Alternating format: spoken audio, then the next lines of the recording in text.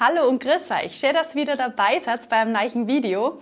Heute haben wir wieder ein reines Dialektvideo für euch. Das heißt, wir reden heute 100% in unserem Dialekt. Wir kommen aus Salzburg. Das heißt, ihr hört heute einen Salzburger Dialekt und könnt gleichzeitig eure Hörskills trainieren. Und um was geht's heute, Nati? Heute geht es um die Frage, was wir mit unserer Heimat Österreich verbinden. Legen wir los, oder? Ja, Verena, was fällt dir zu der Frage ein? Was verbindest du jetzt so spontan, was fällt dir ein, was verbindest du am meisten mit Österreich? Ich glaube, ganz natürlich, ganz automatisch kommt sofort die Familie und die Heimat, die Freunde. Also Österreich, wir sind beide in Österreich geboren, aufgewachsen, also das verbindet man, glaube ich, automatisch sofort mit der Heimat.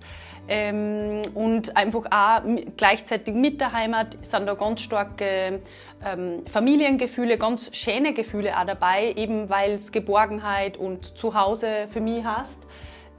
Natürlich dann auch Traditionen, die man eben mit der Familie verbindet, wie jetzt eine Weihnachtsfeier oder Hüttenurlaube mit der Familie, aber vielleicht auch Osterfeste, Ferien, Schulzeit. Also da verbinde ich ganz viel persönliche Events, persönliche Ereignisse eigentlich mit Österreich. Ja. Und was würdest du da sagen? Was verbindest du am meisten mit Österreich? Auch was du jetzt gerade gesagt hast, auf jeden Fall Familie, FreundInnen, weil halt einfach das, also wir waren beide im Ausland, aber der Großteil des Lebens hat doch in Österreich stattgefunden. Ich hätte jetzt auch noch gesagt, weil du gesagt hast, Traditionen, stimme ich auf jeden Fall zu.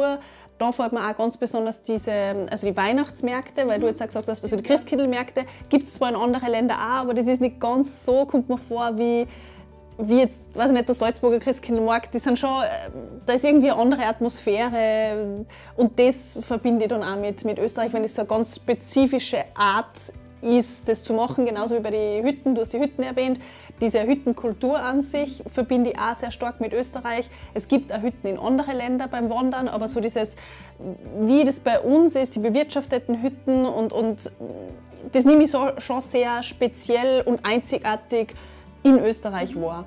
Also, stimmt, ja, eben auch fast ein bisschen dieses Persönliche auch, dass man nur sehr viel, überhaupt jetzt bei den Hütten wäre mir eingefallen, dass man sehr dieses nur Traditionelle oder das sehr Bodenständige vielleicht auch nur sehr gut erleben kann. Ja, genau. Ja. Und da jetzt auch verbunden, weil du jetzt auch bodenständig gesagt hast, generell Naturverbundenheit verbinde ich jetzt auch sehr stark mit Österreich.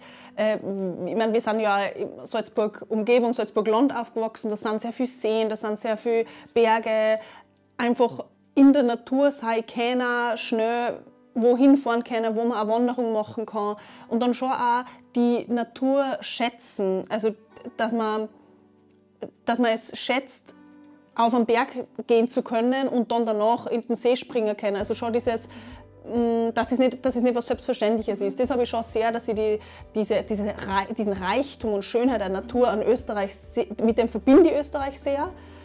Und gleichzeitig schätze ich es unglaublich.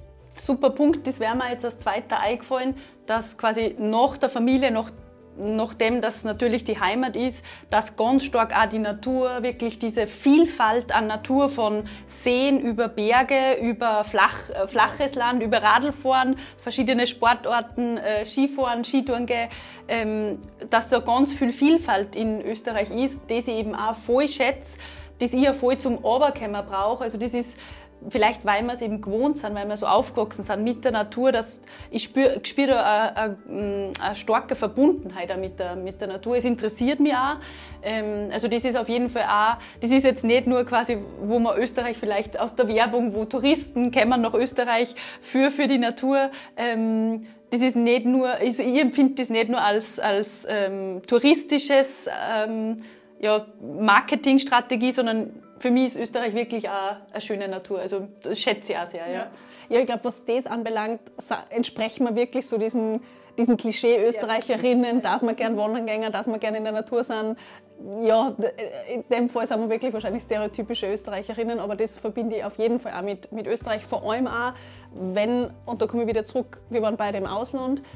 Und wenn man das halt dann im Ausland nicht hat, wir waren beide dann an Orten oft, die anders waren von der Natur her. Und dann genau fällt einem das ja auf, was man an Österreich schätzt oder was man dann genau mit der Heimat verbindet. Und das ist eben nun mal die spezielle Natur, die es gibt bei uns. Ein guter Punkt jetzt, ich finde genau, ich hätte jetzt gesagt, genau weil ich schon mal im Ausland war und eben weiß, was im Ausland ist, was man auch sehr schätzt, lernt man aber auch gleichzeitig das, was man in seiner Heimat hat, zu schätzen, was man sonst, glaube ich, nicht zu schätzen würde, weil man es nicht so als was Besonderes sieht. Also da haben mir, glaube ich, diese Auslandsaufenthalte sicher geholfen, damit ich das Österreich viel mehr schätzen kann.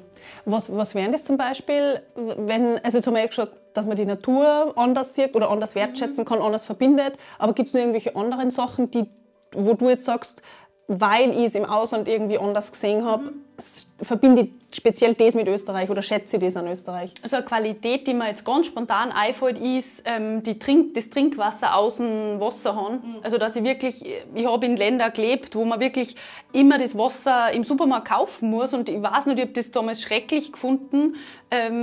Natürlich, jetzt im Nachhinein ist es super, wenn man ein Trinkwasser irgendwo herkriegen kann, sei es dann vom Supermarkt, aber damals war das für mich super ungewohnt, dass man wirklich nicht einfach einen Wasserhahn auftragen kann und das Trinkwasser austrinken kann, weil das für mich, wir sind so aufgewachsen, war immer ganz normal.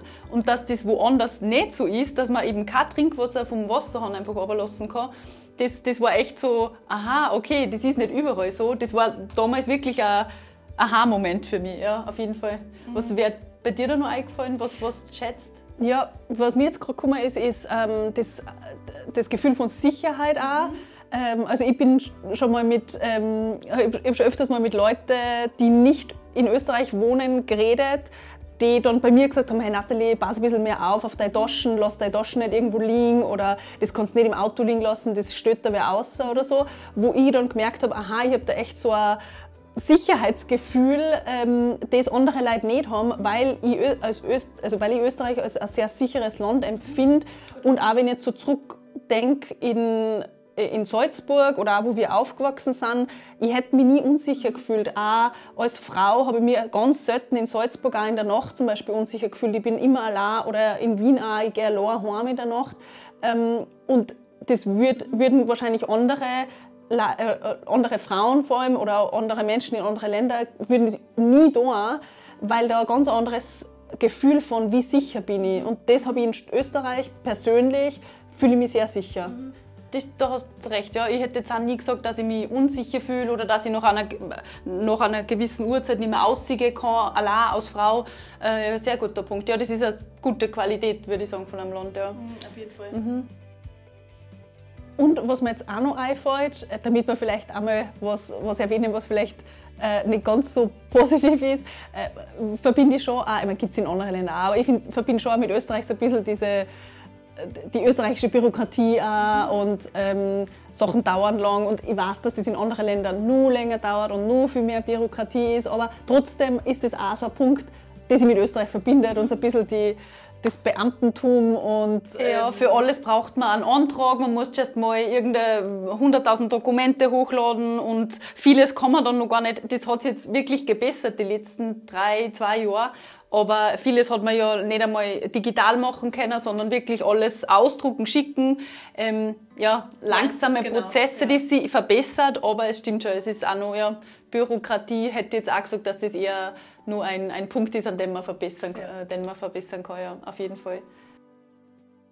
Was mir jetzt auch noch einfällt, was ich sehr schätze, auch, was ich durch Freunde, ausländische Freunde auch, die von ihrem Sozialsystem oder Krankensystem erzählt haben, ist auch, dass natürlich, es ist nie in einem Land nie alles perfekt, aber was jetzt Infrastruktur oder Öffis, der öffentliche Verkehr oder was auch Krankenhaus, Versorgungssicherheit und so angeht, hätte ich jetzt gesagt, dass man da auch, hätte ich mich da immer gut aufgehoben gefühlt. Ich weiß aber auch, dass ich höre auch von Österreicher und Österreicherinnen, dass die auch Monate auf Termine warten müssen, dass da auch nicht immer alles super läuft. Und trotzdem hätte ich gesagt, dass auf jeden Fall gut genug läuft, dass man sagen kann, wir sind in Österreich, wir haben da eine gute Krankenversorgung oder guten Schutz. Das hätte ich wahrscheinlich auch noch gesagt, dass ich an schätze vielleicht an Österreich. Ja, und gerade die Öffis auch wieder nicht perfekt, kann man einiges besser machen. Aber ich habe auch in Ländern schon gelebt, wo es gar kein öffentliches System gibt. Und da merkt man dann auch wieder, ja, dass das schon auch ein Luxus ist, in einem Land zu leben, wo man eine gute öffentliche Anbindung hat. Gerade in Städten, in Ländern, in den ländlichen Gegenden ist vielleicht noch nicht so gut. Oder die Abstände, in denen Busse kommen und so, das kann auch verbessert werden. Aber ja, stimmt, das ist auch was ich schätze. Ja, und vielleicht ein letzter Punkt, der mir jetzt so noch einfällt, ist so ein bisschen, ich weiß gar nicht, wie ich es beschreiben soll, aber irgendwie haben ÖsterreicherInnen so einen speziellen Humor, irgendwie so einen lustig, Grantler-Humor, ein bisschen schwarzen Humor. Ja. Und auch, also ich weiß nicht, ob man den als Nicht-Österreicherin lustig findet. Also es gibt so typische also Videos auf YouTube oder wo auch immer, wo ich dann so lachen muss, wo man denkt, ja, genau das ist irgendwie, das ist Österreich. Ich weiß nicht, ob man das als Nicht-Österreicherin lustig findet, aber das ist so eine spezielle Art von Humor irgendwie, ein guter Punkt, das könnte man an der Stelle ja gleich euch jetzt fragen, falls ihr mal Österreicher begegnet oder irgendwie Content von Österreich schaut. Versteht ihr den Humor und findet ihr das vielleicht auch lustig oder findet ihr das eher nicht so lustig? Sind wir lustig oder sind wir eigentlich, glauben wir nur, dass wir lustig sind? Genau, wie nehmt ihr da die Österreicher und Österreicherinnen wahr? Das würde mich jetzt wirklich interessieren. Ja. Und, wie ist es euch gegangen? Wir hoffen, dass ihr heute schon richtig viel verstanden habt. Wenn es nur Fragen gibt, dann schreibt uns die bitte gern in die Kommentare. Das war's wieder für heute mit unserem Video. Wir freuen uns, wenn ihr das nächste Mal wieder dabei seid. Bis dahin nicht vergessen, gemeinsam macht Deutsch in Österreich doppelt so viel Spaß.